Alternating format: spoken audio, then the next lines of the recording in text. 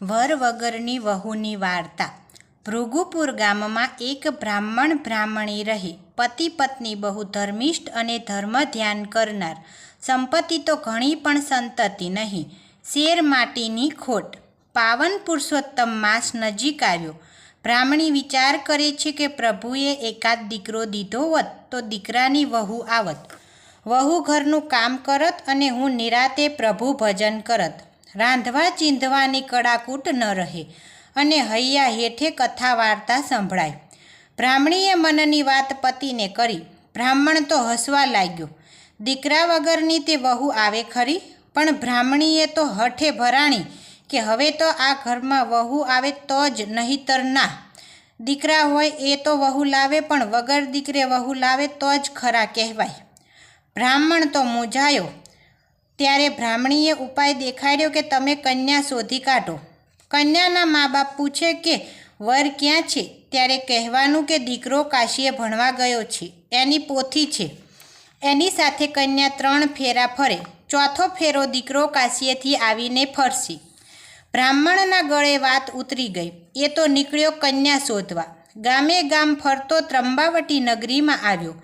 એક બ્રાહ્મણના ઘેર રાતવાસો કર્યો। રાતે વાળું પાણી કર્યા પછી વાત નીકળી એ બ્રાહ્મણના ઘરમાં જ કન્યા હતી। બ્રાહ્મણે કન્યા જોઈ।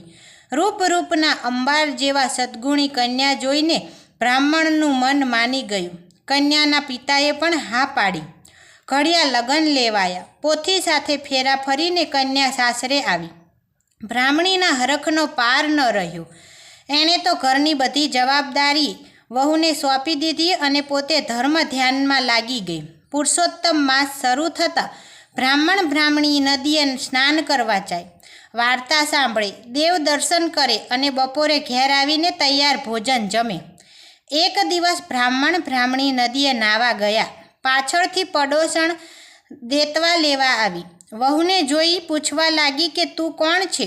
વહુ તો બોલી કે હું આ ઘરની વહુ છું। ત્યારે પડોશણે ખડખડાટ હસીને મહેણું માર્યું કે બ્રાહ્મણ બ્રાહ્મણી તો વાંઝ્યા છે, તેને વળી દીકરો કેવો ને વાત કેવી? વહુ તો બિચારી રડવા લાગી। સાસુ સસરા આવ્યા એટલે બધી વાત કરી। બ્રાહ્મણી પડોશણને ભાંડવા લાગી।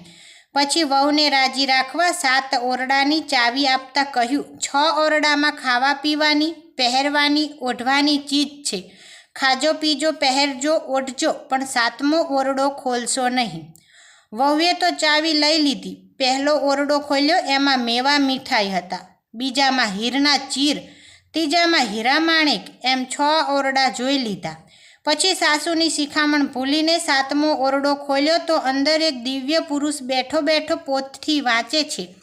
દેવતાઈ રૂપ છે। વહુને જોતાં જ એ પુરુષ બોલ્યો, ઉઘાડ્યા છે એવા જ બારણા બંધ કરો, મારા માતા પિતાનું વ્રત તૂટશે, મારો પાઠ અધૂરો રહેશે। વ્રત પૂર્ણ થયે હું તમારી સાથે ચોથો ફેરો ફરીશ। વહુની આંખમાં હરખના આંસુ આવી ગયા। પોતે 7મો ઓરડો ઉઘાડ્યો છે એ વાત સાસુને ન કરી। એમ કરતાં પુરુષોત્તમ માસ પૂર્ણ થયો। વહુએ સાસુને કહ્યું કે હવે તમારા દીકરાને બોલાવો એટલે મારા અધૂરા લગ્ન પૂર્ણ થાય। બ્રાહ્મણ બ્રાહ્મણી મૂંઝાણા। દીકરો તો હતો નહીં, લાવવો ક્યાંથી? બંને ઝેર ઘોળવાનો વિચાર કરતા હતા ત્યાં જ વહુએ જઈને 7મો ઓરડો ખોલ્યો અને પતિને સાદ દીધો। સાદ દેતા જ એક દિવ્ય પુરુષ બહાર આવ્યો। બ્રાહ્મણ બ્રાહ્મણી તો ફાટી આંખે તાકી રહ્યા। એ સ્વયં પુરુષોત્તમ પ્રભુ હતા। પ્રભુએ ચોથો ફેરો પૂર્ણ કરી મા બાપના આશીર્વાદ માગ્યા।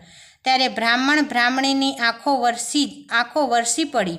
વહુ દીકરા સાથે સુખેથી જીવન વિતાવી બ્રાહ્મણ બ્રાહ્મણી અંતકાળે વૈકુંઠ પામ્યા। હે પુરુષોત્તમ રાય, તમે જેવા બ્રાહ્મણ બ્રાહ્મણીને ફળ્યા એવા સૌને ફળજો। જય જય પુરુષોત્તમ ભગવાન।